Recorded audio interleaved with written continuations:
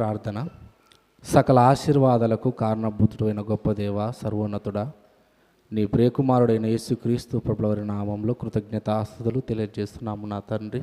నా ప్రభువా, ఈ యొక్క మందిరంలో నా తండ్రి చిన్న మందగా కూడుకుని నా ప్రభువా ఇంతసేపు పాటల ద్వారా నేను ఘనపరచడం జరిగింది నా తండ్రి. ఇదిగోనైనా తండ్రి, వాక్య ధ్యానంలో మేము వెలుచుండగా నా ప్రభువా, ముందున్న నీ పిల్లలు నా తండ్రి విలువైన మాట సంగతులు నాయన తండ్రి వినబోతున్నారు నా ప్రభువా నాయన తండ్రి.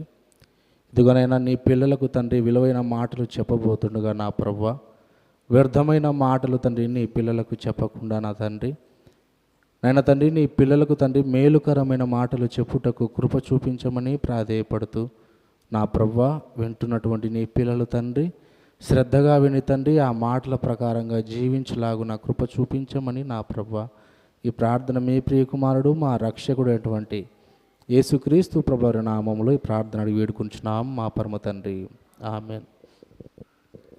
మరొకసారి చేరువచ్చిన మీకందరికీ ప్రభువైన యేసుక్రీస్తు నామములో వందనాలు తెలియజేస్తున్నాను.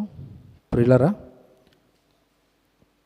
వాక్యము ఎంత గొప్పది అంటే, ఈరోజు ఒక వ్యక్తి వాక్యం చెబుతున్నాడు అంటే ప్రధానమైనటువంటి కారణం ఏమిటి అంటే, మనకి ఏదైనా కీడు సంభవిస్తుందేమో ఆ కీడు గురించి హెచ్చరించటానికి దేవుడు ఒక సాధనముగా ఇదిగో దైవ సేవకులను పంపించడం జరుగుతుంది. ప్రియులారా, మనకు అర్థమవుతుందా?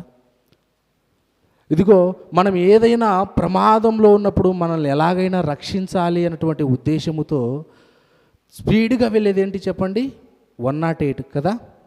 ఆ 108లో మనం వెళ్తే ఆ వాహనం అనేది వెళ్ళేటప్పుడు చుట్టూ ఉన్న వాహనాలు నడుపుతున్నటువంటి వ్యక్తులకు ఏమనిపిస్తుంది అంటే, ఇదిగో మాకు ఎదురుగా ఆ 108 వస్తుంది, అందులో ఏదో ప్రమాదము జరిగినటువంటి వ్యక్తి వెళుతూ ఉన్నాడు, అతను త్వరగా బాగుపడాలి అంటే ఇదిగో మేమంతా దారివ్వాలి, ఆ దారిస్తే ఆ వాహనం అనేది వెళ్ళిపోతుంది, అతడు బ్రతికే ఛాన్స్ ఉంటుంది అన్నటువంటి ఉద్దేశముతో ఇదిగో 108కు దారివ్వడం జరుగుతుంది. ప్రియులారా, చూసారా?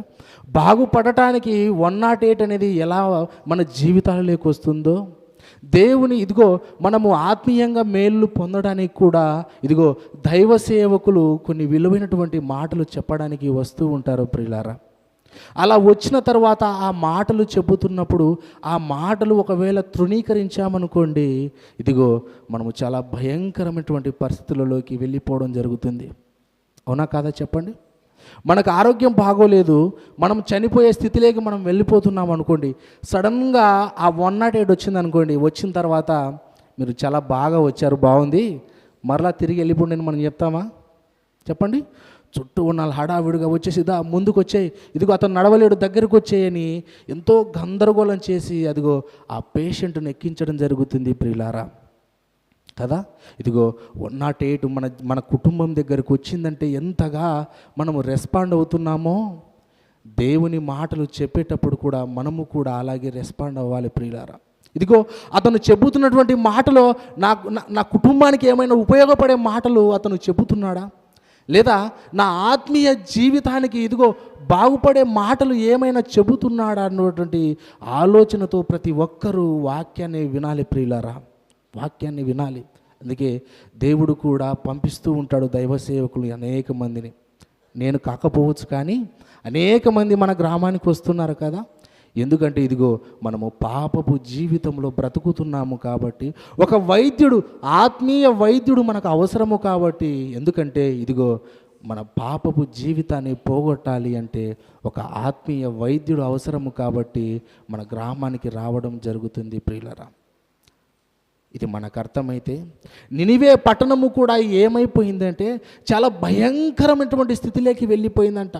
చిన్న లేదు, పెద్ద లేదు, ముసలివారు లేరు, ప్రతి ఒక్కరూ పాపముతో నిండిపోయి ఉన్నారు. ప్రియులారా, ఆ పట్టణము మొత్తము పాపముతో నిండిపోయినప్పుడు ఇదిగో దేవుడు యోనా అనే ఒక గొప్ప భక్తుని అక్కడికి పంపిస్తాడు. ఎందుకో తెలుసా? ఇదిగో నాయనా యోనా, ఆ నినివే పట్టణం అనేది చాలా పాపముతో నిండిపోయి ఉంది, ఇదిగో దాన్ని రక్షించాలంటే నువ్వు అక్కడికి వెళ్ళిపోయి ఇదిగో నా గురించి చెప్పాలయ్యా అని యోనా గారిని పంపించాడు. ప్రియులారా, చూసారా? ఎందుకు యోనా గారిని అక్కడికి పంపించవలసినటువంటి అవసరం వచ్చింది చెప్పండి? ఒకవేళ నినివే పట్టణము చాలా ఆరోగ్యంగా దేవుని కొరకు బ్రతికితే ఆ నినివే పట్టణానికి యోనా గారి అవసరం ఉంటుందా చెప్పండి? అక్కడికి యోనా గారు వెళ్ళవలసినటువంటి అవసరం ఉంటుందా? ఉండదు కదా.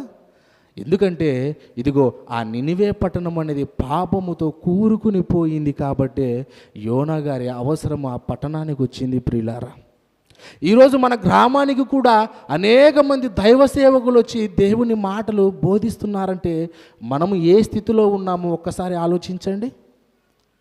అలా అనేక మంది దైవ సేవకులు ఆ మాటలు చెబుతున్నప్పుడు మనము ఆసక్తితో ఇదిగో ఆ చెప్పే ఆయన నా ఆత్మీయ జీవితానికి ఏమని ఉపయోగపడే మాటలు చెబుతున్నాడేమని ఏ రోజైనా జాగ్రత్తగా మనం విన్నామా చెప్పండి? ఏ రోజు వినలేదు ప్రియులారా. ఎందుకంటే ప్రతిరోజు మనకు అలవాటుగా మారిపోయింది. నేను మందిరానికి ప్రతిరోజు వెళుతున్నాను, ఎవరో ఒకరు వచ్చి వాక్యం చెబుతున్నారు, వెళ్ళిపోతున్నారు అన్నటువంటి ఆలోచనతో ఉంటున్నారు. కానీ ఇదిగో ఆ మాట నన్ను నరకము నుండి తప్పిస్తుంది అన్నటువంటి ఆలోచనతో మనిషి జీవించడం లేదు ప్రియులారా. ఈరోజు కూడా ఒక విలువైనటువంటి మాటలు ఈరోజు చెప్పడానికి మీ ముందుకు వచ్చాను ప్రియులారా.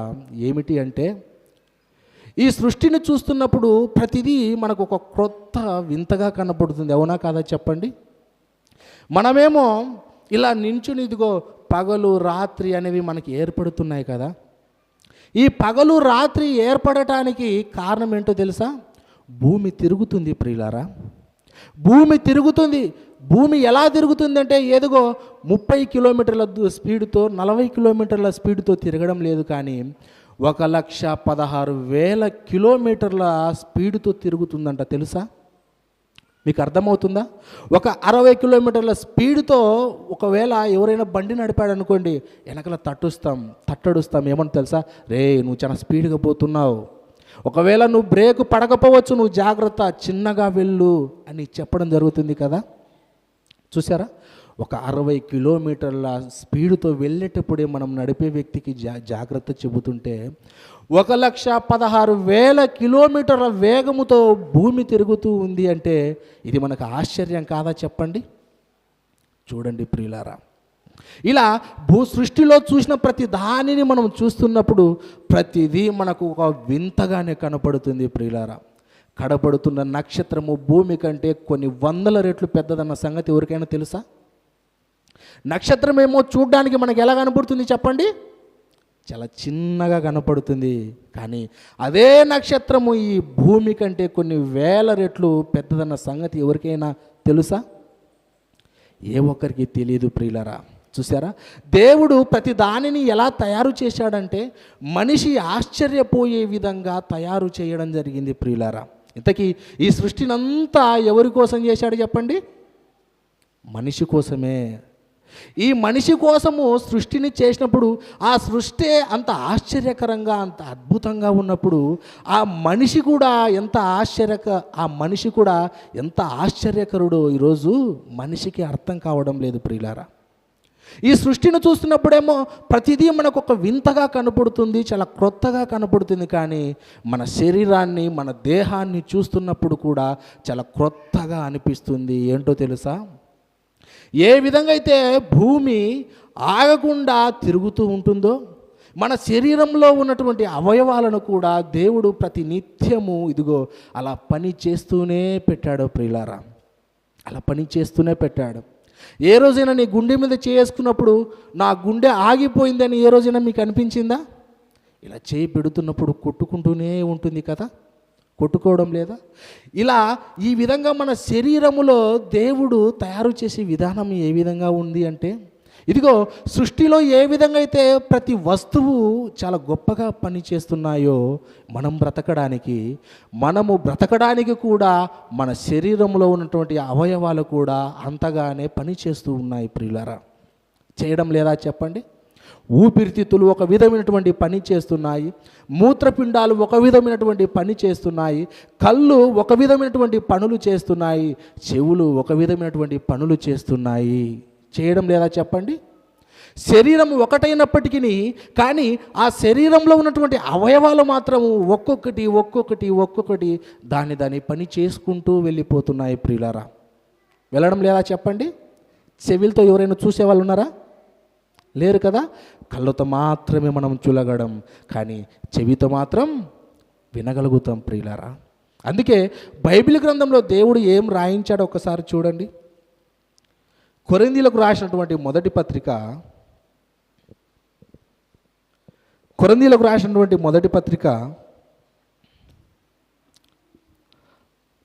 12వ అధ్యాయము, కొరింథీయులకు రాసినటువంటి మొదటి పత్రిక 12వ అధ్యాయము 18వ వచనం. అయితే దేవుడు అవయవములలో ప్రతి దానిని తన చిత్త ప్రకారము శరీరములో నుంచెను. చూసారా ప్రియులారా? దేవుడు ఏం చేశాడట? ప్రతి శరీరములో ప్రతి అవయవమును దాని చిత్త ప్రకారంగా దేవుడు నిర్మించాడట ప్రియులారా. ఇదిగో కన్ను, నువ్వు చూడాలి. చెవి, నువ్వు వినాలి. చూసారా? ఇలా ప్రతి దానిని దేవుడు ఏం చేశాడు అంటే, ఇదిగో ఒక దానికంటూ ఒక్కొక్క పనిని నిర్ణయించుకుంటూ వెళ్ళిపోయాడు ప్రియులారా. అలా దానికి పనిని నిర్ణయించడమే కాదు, ఎక్కడ ఏది ఉండాలో ఎక్కడ ఏది ఉండకూడదో కూడా దేవుడు చాలా జాగ్రత్తగా ఆలోచించాడంటే దేవుడి గొప్పతనం ఒక్కసారి ఆలోచించండి. చేతులు తల మీద ఉండి కళ్ళు ఇక్కడ ఉన్నాయనుకోండి, పొట్ట మీద ఉంటే ఎలా ఉంటుంది చూడండి, బాగుంటుందా? లేదా చెవులు కాళ్ళ దగ్గర ఉంటే బాగుంటుందా? ఊహించడానికి కూడా చాలా కష్టంగా ఉంది కదా. అందుకే దేవుడు గొప్ప జ్ఞానవంతుడు కాబట్టి ఒక మనిషిని ఎలా తయారు చేయాలో దేవుడికి తెలుసు కనుకనే ఇదిగో దేవుడు ఈ విధంగా ఒక మనిషిని తయారు చేసేటప్పుడు ప్రతి అవయవమును తయారు చేయడం జరిగింది ప్రియులారా. ప్రతి అవయవమును, ఆ అవయవము ఎలా పని చేయాలో దేవుడు పెట్టడం జరిగింది. కానీ ఈరోజు మనిషి ఏం చేస్తున్నాడంటే, ఈ దేవుడు నాకు ఈ అవయవాలను ఇచ్చాడు కదా, ఈ అవయవాలు ఎందుకోసము దేవుడు తయారు చేశాడు అన్నటువంటి సంగతిని ఈరోజు మనిషి గ్రహించలేకపోతున్నాడు ప్రియులారా.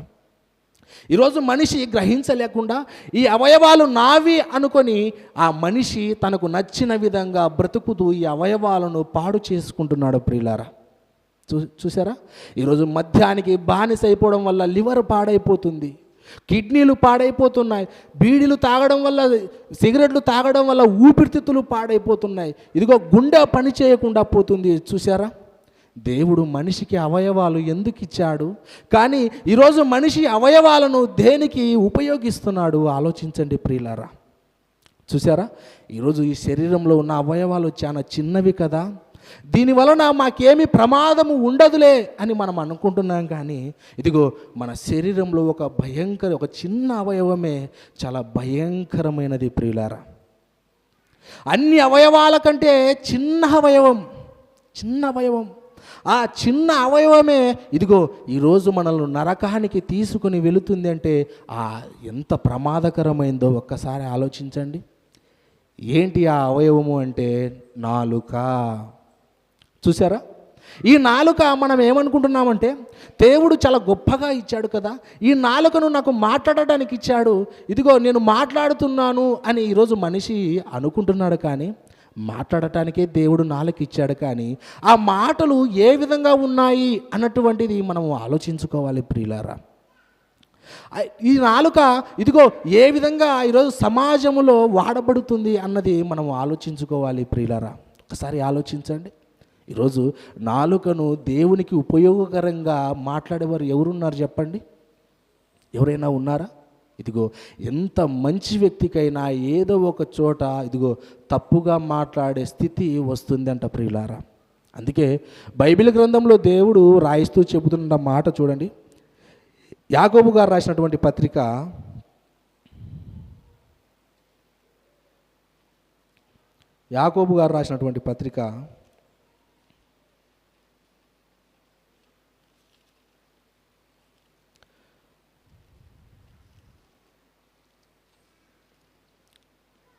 3వ అధ్యాయము 6వ వచనం. నాలుక అగ్నియే, నాలుక మన అవయవములలో ఉంచబడిన పాప ప్రపంచమై సర్వ శరీరమునకు మాలిన్యము కలుగజేయుచు ప్రకృతి చక్రమునకు చిచ్చు పెట్టును, అది నరకము చేత చిచ్చు పెట్టబడును. చూసారా ప్రియులారా, ఈ నాలుక చాలా చిన్నదిలే అని మనం అనుకుంటున్నాం, కానీ ఈ నాలుక గురించి దేవుడు బైబిల్ గ్రంథంలో రాయిస్తూ ఏమంటున్నాడు అంటే, ఇదిగో నాలుక మన అవయవములో ఉంచబడిన పాప ప్రపంచమై సర్వ శరీరమునకు మాలిన్యము కలుగజేయుచు.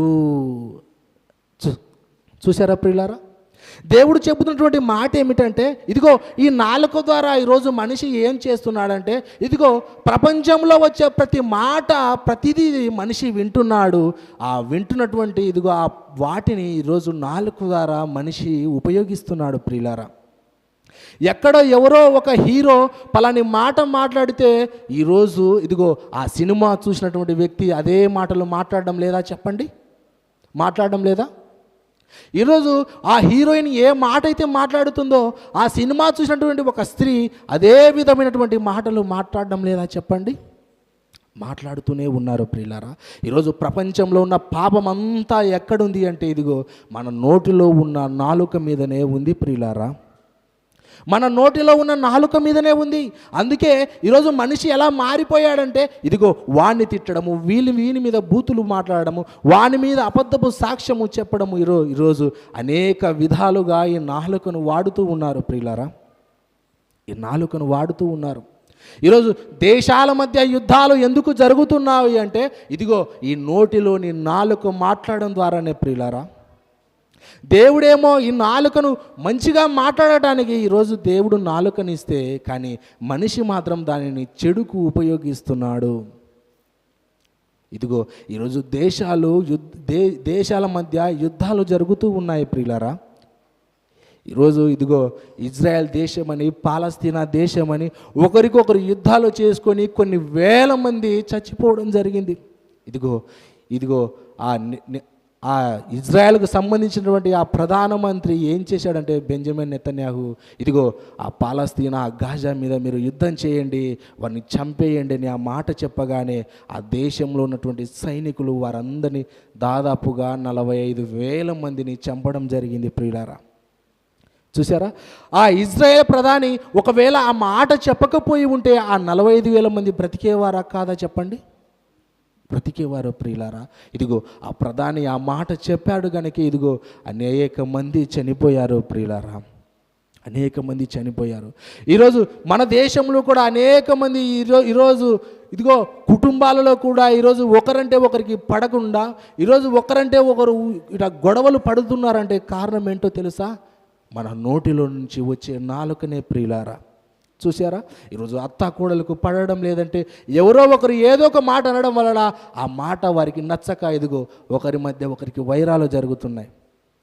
భార్య భర్తల మధ్య ఇదిగో ఒకరి అంటే ఒకరికి పడని మాటలు వినడం వలన ఇదిగో ఆ ఒకరంటే ఒకరికి పడనటువంటి పరిస్థితి ఏర్పడుతుంది ప్రియులారా.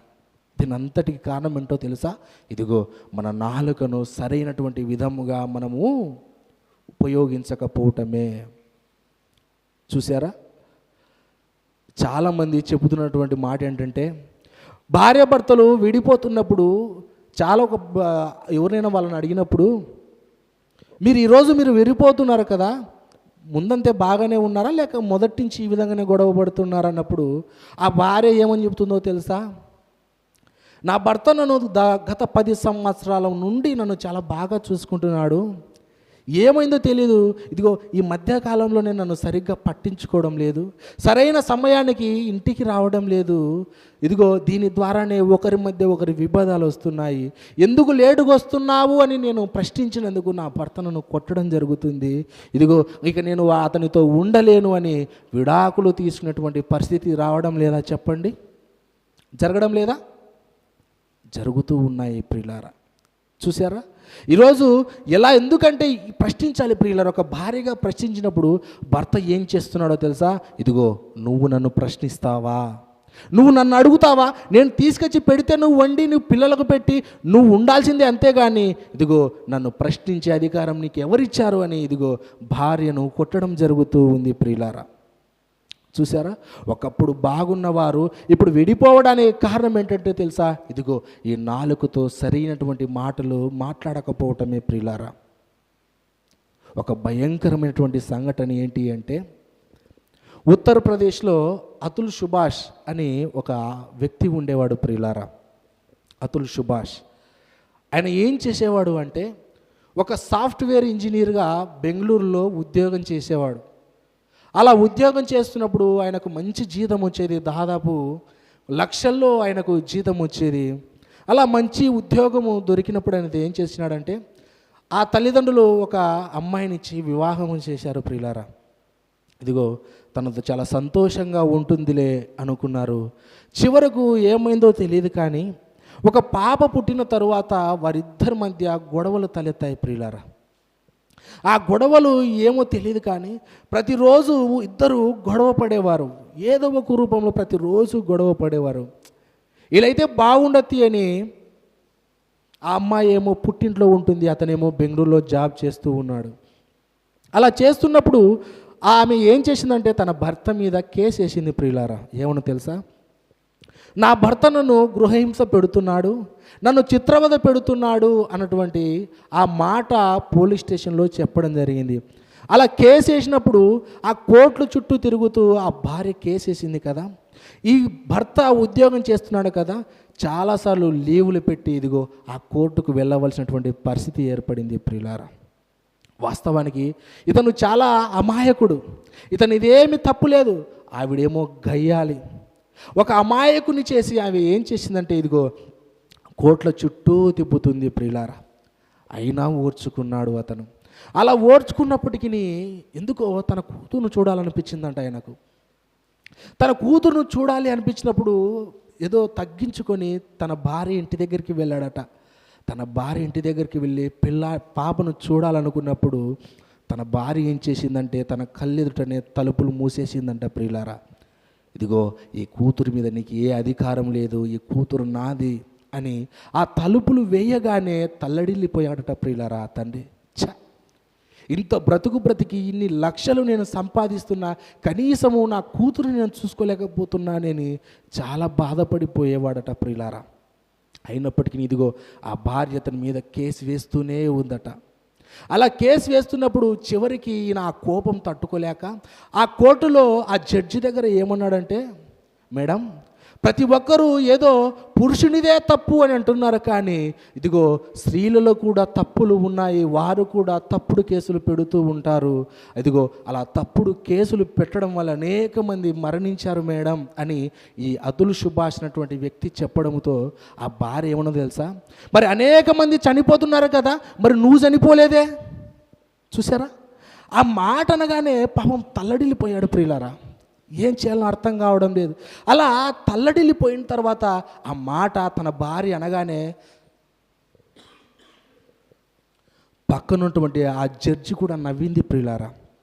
చూసారా, అతను అంత బాధతో చెబుతున్నప్పుడు ఆ భార్య ఒక్కసారిగా ఇదిగో మరి నువ్వు చనిపోలేదే ఆ మాట అన్నప్పుడు ఆ జడ్జి నవ్విందట.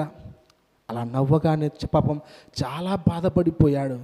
ఏంది నా బ్రతికి ఇలా అయిపోయింది, నేను ఏం చెయ్యలేనా, నా కూతురు నేను చూడలేనా, ఇదిగో ఏంటి అని పాపం మనస్తాపానికి లోనైపోయి చివరికి ఏం చేశాడంటే ఇదిగో 3 గంటలు యూట్యూబ్లో మాట్లాడాడు ప్రియులారా.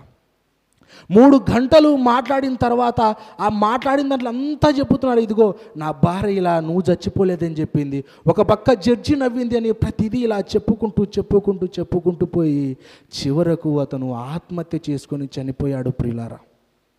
చూసారా, అతనికి ఎలాంటి పరిస్థితి ఏర్పడిందో ఒక్కసారి ఆలోచించండి.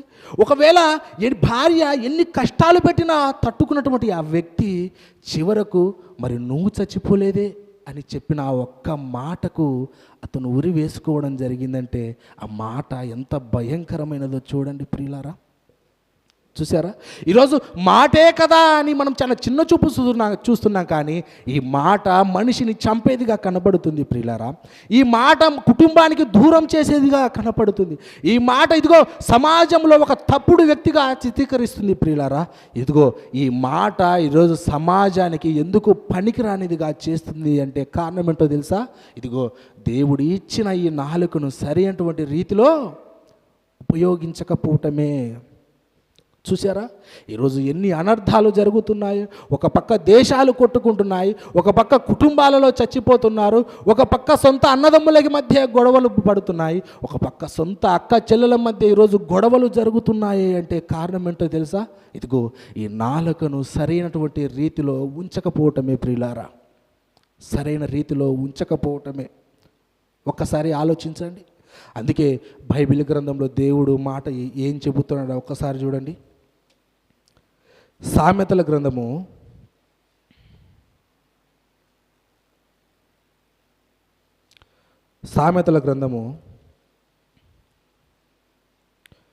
18వ అధ్యాయము, సామెతల గ్రంథము 18వ అధ్యాయము 21వ వచనం. జీవ మరణములు నాలుక వశము. చూసారా, జీవము మరణము అనేది నాలుక వశము. అంటే మనము బ్రతకాలి అన్నా, మనం మరణించాలన్నా ఎక్కడుందట? నాలుకలో ఉందట ప్రియులారా. చూసారా, ఇంత శరీరములో, ఇంత ఆకారములో నాలుక ఎంత సైజు ఉంటుంది చెప్పండి కదా? ఇంత శరీరంలో నాలుక ఎంత ఉంటుంది చెప్పండి? అంతే, చాలా చిన్నదిగా కనపడుతుంది కదా. కానీ అంత చిన్న నాలుకలోనే ఏముందంట? జీవం ఉందంట, మరణం ఉందంట ప్రియులారా. అంటే దేవుడు ఏం చేశాడంట? నువ్వు ఏం మాట్లాడాలో దేవుడు నీ నాలుక మీద పెట్టాడట, నువ్వు ఏం మాట్లాడకూడదో నీ నాలుక మీద పెట్టాడు. అంటే నిజంగా దేవుడు చూశాడా ప్రియులారా? ఒక ముందు ప్రణాళికగా నీ నాలుక మీద పెట్టడం జరిగింది ప్రియులారా. అందుకే దేవుడు ప్రతి మాట ఏమని చెబుతాడో తెలుసా? ఇదిగో తల్లి, నీ పిల్లాడ బూతులు మాట్లాడకూడదంటే నువ్వేం చేయాలో తెలుసా? ఇదిగో చిన్ననాటి నుంచే వానికి ప్రార్థన అంటే ఏంటో నేర్పియాలి, చిన్ననాటి నుంచే వాడిని మందిరానికి పంపించాలి. అలా పంపించినప్పుడు ఇదిగో ఒక మంచి బుద్ధులతో అతడు చక్కగా ఉంటాడు నాయన. ఒక మంచి బుద్ధులతో ఇదిగో అతని నోటి నుంచి బూతులు రావు, అతడు పెద్దవారికి ఎదురు చెప్పేటువంటి పరిస్థితి ఉండదు. ఇదిగో అలా ఉండకూడదని ఇదిగో అతని నువ్వు ఏం చేయాలో తెలుసా? ఇదిగో ద్వితీయోపదేశ కాండము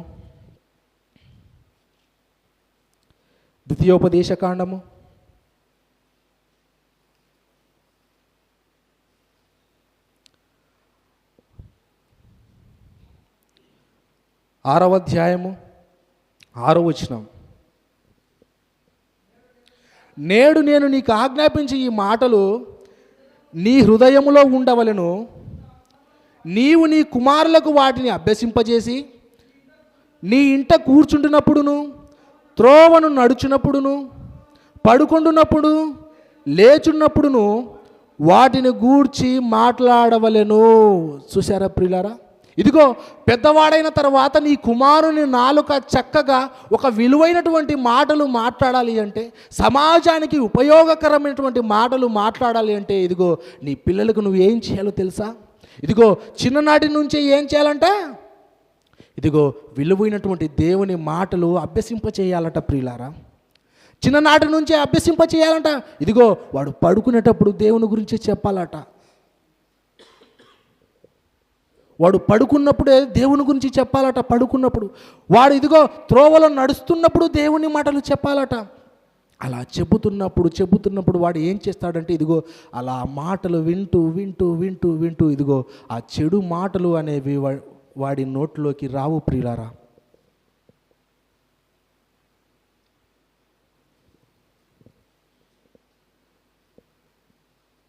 ఆ చెడు మాటలని అతని నోట్లోకి వస్తాయా చెప్పండి? రావు ప్రియులారా. అందుకే దేవుడు కూడా ముందు జాగ్రత్తగానే ఏం చేస్తున్నాడంటే ఇదిగో తల్లి, నీ పిల్లలను ఇదిగో నువ్వు ఎలా పెంచాలి అంటే ఇదిగో వాడు చిన్ననాటి నుంచే నువ్వు విలువైన నా మాటలు నేర్పు అని దేవుడు చెబుతున్నాడు ప్రియులారా. కానీ మనం ఏం నేర్పిస్తున్నాం చెప్పండి? రే ఆడు మామ కనపడుతున్నాడు కాలెత్తు. మనం ఏం నేర్పిస్తున్నాం? మామ మీది కాలెత్తాలట. మామ మీది కాలెత్తినోడు నేర్చుకున్నాడు, ఈడేం చేస్తాడో తెలుసా? చివరకు తల్లి మీదనే కాలెత్తుతాడు. అవునా కదా చెప్పండి? ఫస్ట్ కాలెత్తమని చెప్పింది ఎవరు? తల్లి. చివరకు కాలెత్తింది ఎవరి మీదికి? తల్లి మీదికే. సరిపోయింది కదా? తల్లి ఏం నేర్పిస్తుందో చివరకు కుమారుడు కూడా ఆ విధంగానే తయారైపోతాడు ప్రియులారా. అందుకే ఇదిగో ప్రతిదీ ఎలా ఉండాలి అంటే ఇదిగో చాలా జాగ్రత్తగా ఉండాలి ప్రియులారా. ఎందుకు జాగ్రత్తగా ఉండాలి అంటే ప్రతి మాటకు మనము దేవునికి లెక్క అప్పచెప్పవలసిన వారమై ఉన్నాం.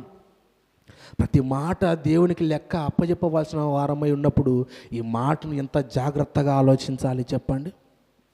ఏంటంట, జీవము మరణము నాలుక వశము అంటే ఈరోజు మనం మాట్లాడే మాటలు ఎలా ఉండాలో ఒక్కసారి ఆలోచించండి ప్రియులారా. మన జీవితంలో మనం ఎక్కువగా ఏ మాటలకు ప్రాధాన్యత ఇస్తున్నాం చెప్పండి? వ్యర్థమైన మాటలకు మనం ప్రాధాన్యత ఇస్తున్నామా, లేదా ఉపయోగకరమైనటువంటి మాటలకు మనము ప్రాధాన్యత ఇస్తున్నామా చెప్పండి ప్రియులారా? దేనికి ఎక్కువగా మనం ప్రాధాన్యత ఇస్తున్నాం?